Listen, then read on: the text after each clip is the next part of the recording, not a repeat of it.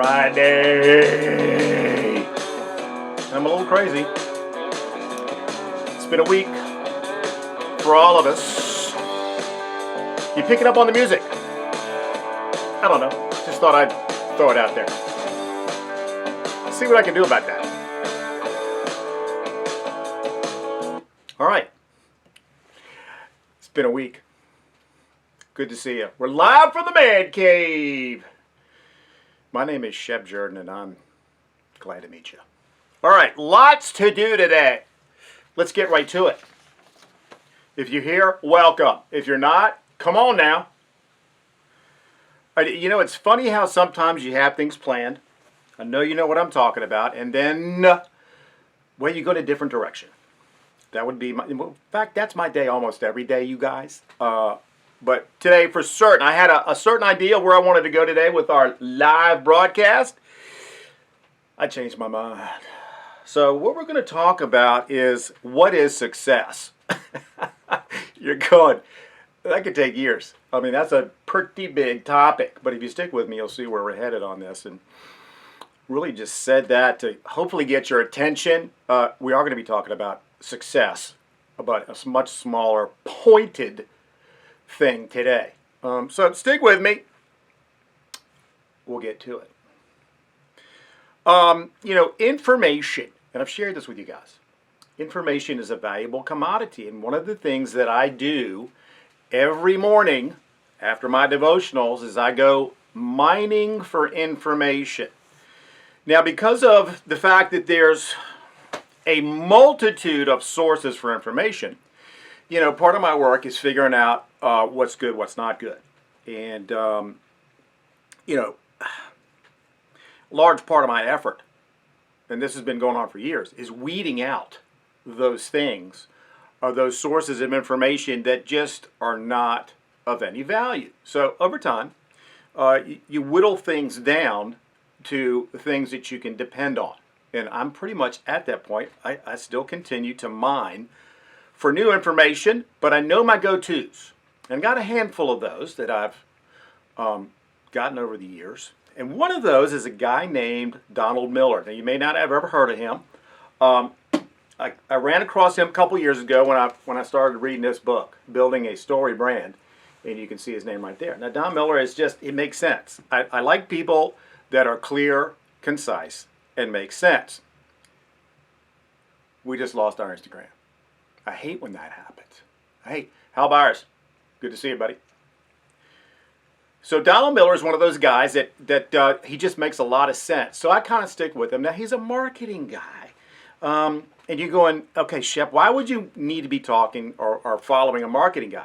Well, very simply because my talking to you right now is basically a form of marketing. And he's good at cutting through the BS and getting to what's important. And he has daily little videos, kind of like my live video. He has daily little videos, 3 to 4 minutes, where he gives you just a nugget of valuable information. And so I saw that this morning, and it completely changed my whole direction for today. So here you go. Here's what Donald Miller said. His video this morning was the one thing all successful people do. Don't you want to know what that is? The one thing. Of course, there's lots of things. But here's one of the things all successful people do, and it just resonated with me. He said, successful people accept reality as it is.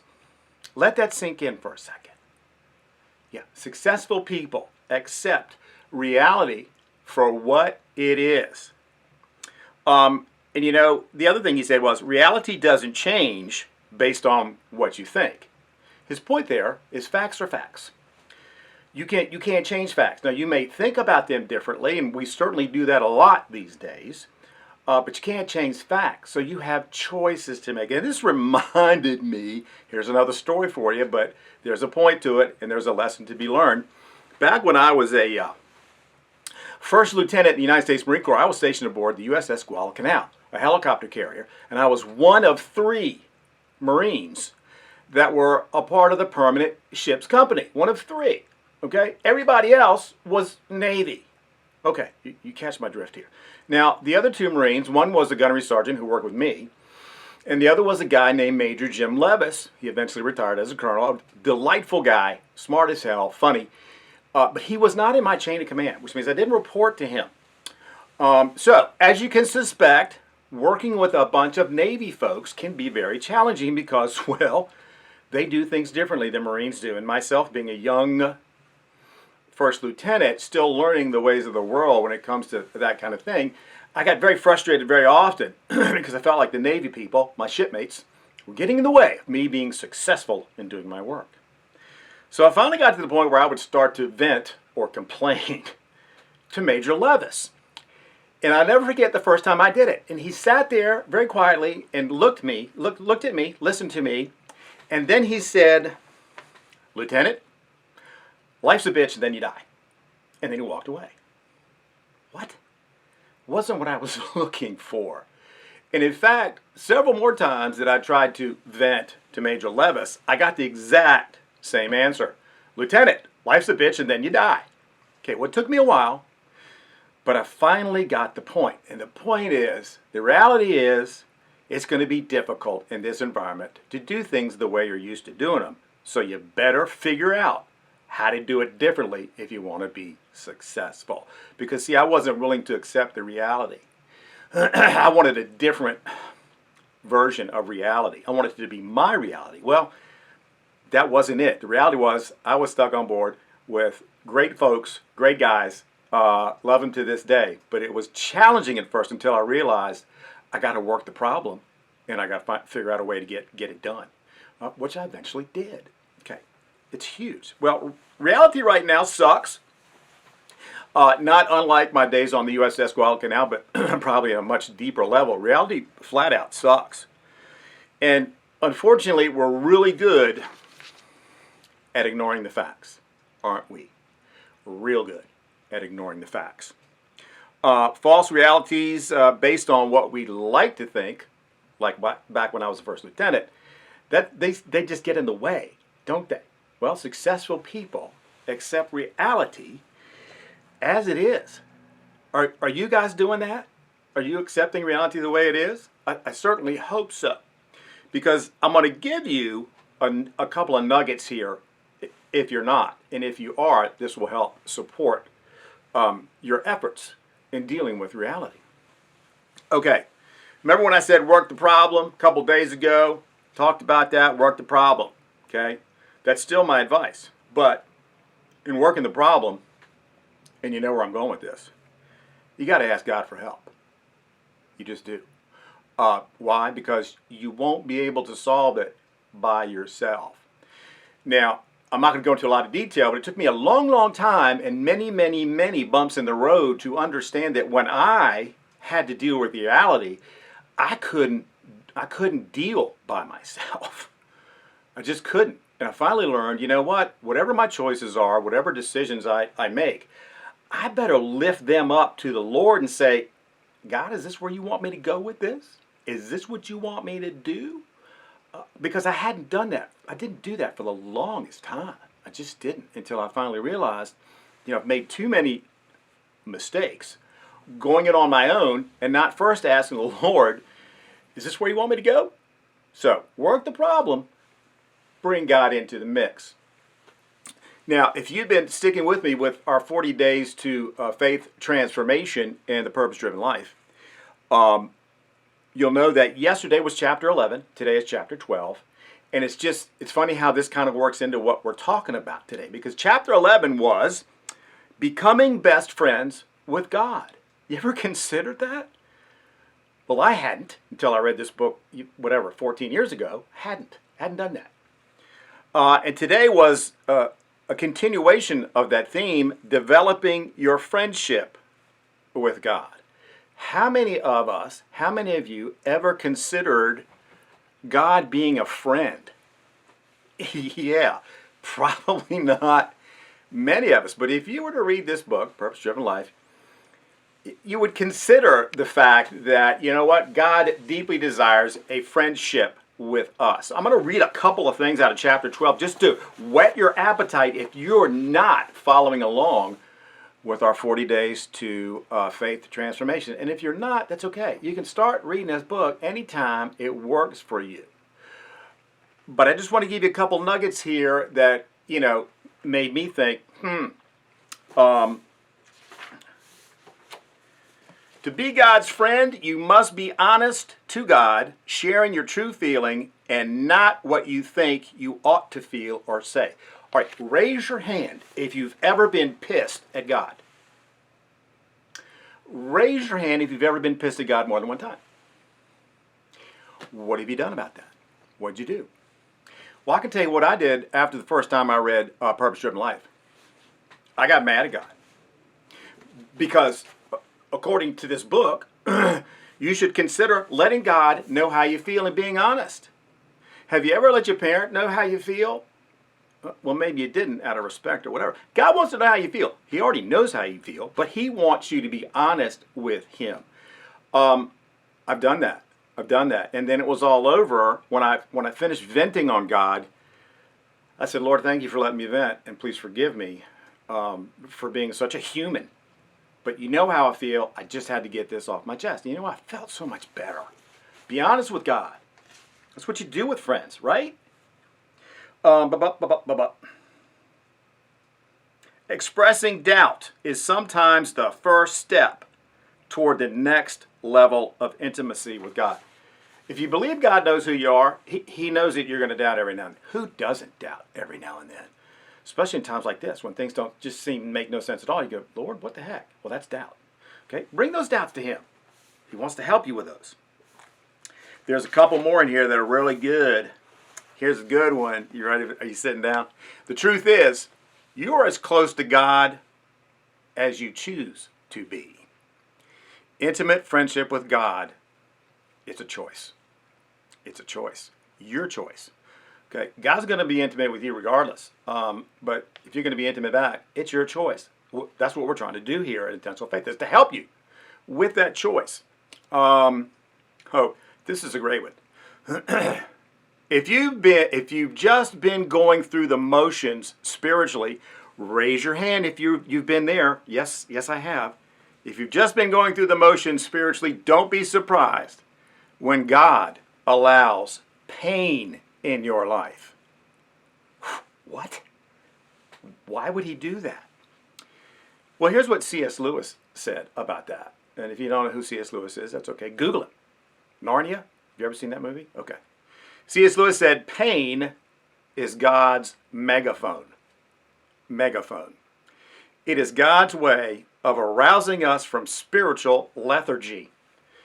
I love that word. Your problems are not punishment. They are wake-up calls from a loving God. God is not mad at you. He's mad about you. God. And He will do whatever it takes to bring you back into fellowship with Him. Well, that's what we call here in this world tough love. And if you're a parent, you probably have had to deal with that at some point in your lives. Well, God has to deal with that every day. Yeah, that's His tough love. All right, so at the end of every chapter, you'll see this box right here. Everybody see that? And it's just things to think about as you finish the chapter. So today, points to ponder. I'm as close to God as I choose to be. Your verse to remember from James 4:8, draw close to God and God will draw close to you. This is not rocket science, is it, folks? It's not. Question to consider, what practical choices will I make today in order to grow closer to God? Well, my hope is that, spending time with us here at Intentional Faith, whether it's the live from the Man Cave or Monday Morning Moments or video blogs, that's going to help you get closer to God. That's my goal for you guys. That's the reason I do this. All right, so here's the takeaway from all of this. Let me wait till the internet connection comes back. There. All right, we're back. Here's the takeaway from all of this. Always seek God's counsel whenever you have questions about the way forward. Always do that. Deal with reality. Successful people take reality as it is, okay? Take the reality, then take it to God so that He can show you the path He wants you to go down. It may seem difficult, but I swear to God, if you guys try to do that, good things are going to happen. And I'm speaking from experience. Okay. Good enough. All right, last week we introduced a new thing here at Intentional Faith Live in the Man Cave, and that is your wins for the week. So, you guys have wins this week? What's a win? What's a win for you guys? All right, now here's where I got that concept. I wish I could tell you that I was brilliant enough to think up that what was your win for the week, but it's actually part of this mastermind group that I'm a part of that meets every Thursday. And that's one of the things that the facilitator does. We go, okay, what was your win for the week? And I got to be honest, yesterday I was scratching my head because how do you define a win?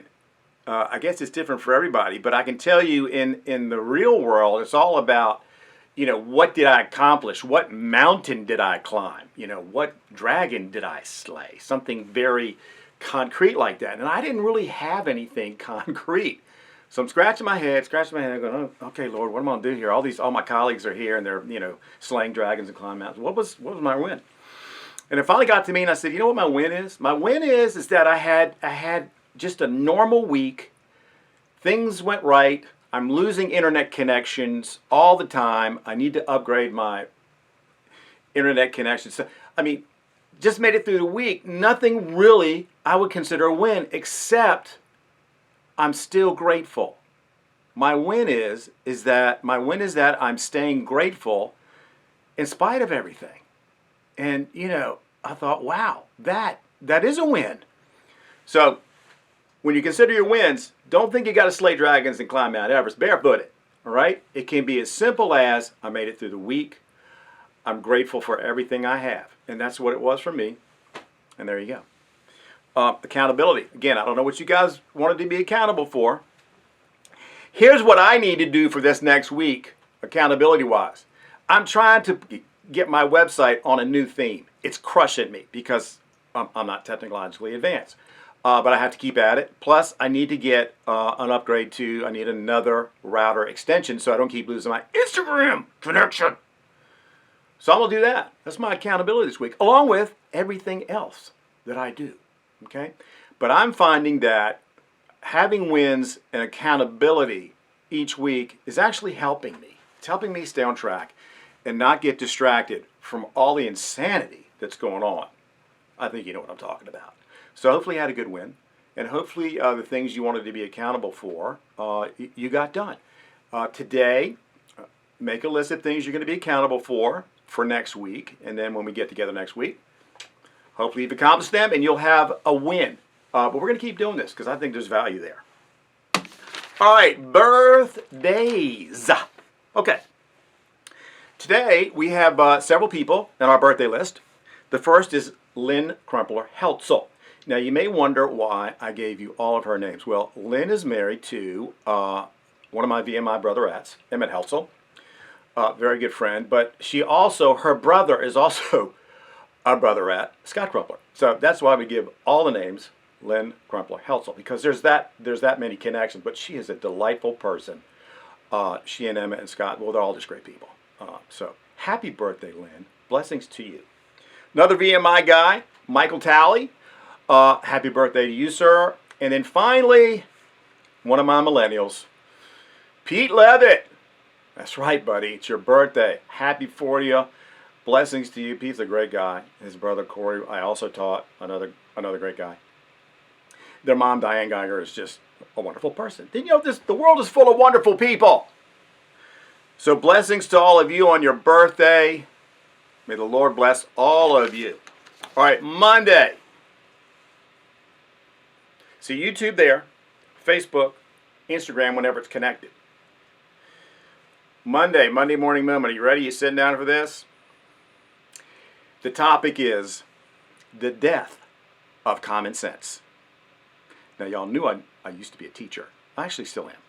The death of common sense. I hope you will check those out. If you're not on my email list, you may miss them. So come on, go to chefjordan.com, get on the email list, and you'll get a notification and a link, and boom, go right to it. Definitely some things to talk about. Yeah, death of common sense. All right, cool. Have I missed anything? Staff? I'm looking at my staff, which is, there's nobody there, but it sounds good, doesn't it? Hey, staff, did I get everything? Okay. All right, friends and neighbors, good to see you guys. Thank you for spending some time here in the Man Cave with me. Hope you have a fantastic weekend. Stay safe. The weather's crazy here on the East Coast. And may the Lord of peace himself give you peace at all times and in every way. The Lord be with all of you. Stay strong. Keep the faith. Have a great weekend. We will see you back here Monday at noon. Bye now.